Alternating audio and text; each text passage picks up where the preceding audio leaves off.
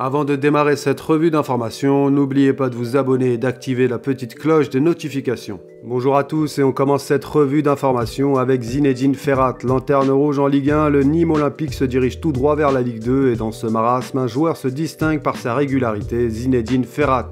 L'ancien joueur de l'USMA a inscrit un but et délivré une passe décisive. Le numéro 10 est l'une des rares satisfactions de cette saison, meilleur buteur et meilleur passeur de son équipe avec 4 buts et 4 passes décisives. L'international algérien réalise sa meilleure saison en Ligue 1 et montre match après match qu'il a le niveau pour évoluer à un palier au-dessus. Mboli de retour, absent des terrains depuis 6 semaines, le gardien titulaire des Fennecs a été autorisé à reprendre les entraînements avec son équipe d'Al-Itifek en Arabie Saoudite. Victime d'une blessure au ligament externe du genou gauche qui lui a fait manquer les 7 derniers matchs de son équipe, peut espérer reprendre la compétition très bientôt. Une bonne nouvelle pour Jamel Belmadi qui pourra compter sur ses 2 gardiens d'égale valeur, Mboli et Oukidja en mars. Une performance moyenne pour Riyad Mahrez, Manchester City n'a fait qu'une bouchée de Liverpool, une victoire 4-1 qui conforte la première place des hommes de Pep Guardiola. Le Fennec de son côté n'a été que l'ombre de lui-même, peu de situations favorables, aucun tir tenté durant les 70 minutes qu'il a disputé, il n'aura pas été à la hauteur de l'événement. Logiquement remplacé à 20 minutes de la fin, Manchester City enfoncera le clou, bien aidé par le gardien de Liverpool, Alisson.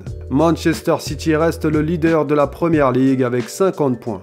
Des nouvelles de Hicham Boudaoui qui commence petit à petit à s'imposer et à convaincre dans son nouveau rôle de sentinelle au sein de l'OGC Nice. Il a été repositionné par son coach devant la défense et réalise de belles performances. Sa qualité de passe et de relance est l'une des raisons qui ont poussé le coach niçois à le faire évoluer à ce poste. Il a déclaré en conférence de presse « Je dis souvent que les 30 derniers mètres ne dépendent que d'une seule chose, la relance. Hicham fait partie de cette manœuvre en étant au 2e étage de la progression vers l'avant. » Un nouveau poste pour le champion d'Afrique qui peut être bénéfique pour la sélection. Et on termine cette revue d'information avec Ahmed Touba, buteur. Le défenseur axial qui évolue du côté des Pays-Bas a inscrit son 2e but de la saison. Un but qui a permis à son équipe de repartir avec un match nul. Titulaire indiscutable depuis le début de saison avec 20 matchs à son actif, le gaucher qui peut également évoluer à un poste de latéral est certainement dans les petits papiers de Belmadi en vue d'une éventuelle sélection dans le cadre du rajeunissement de l'effectif que prône le sélectionneur. Ahmed Touba, 22 ans, répond parfaitement au profil.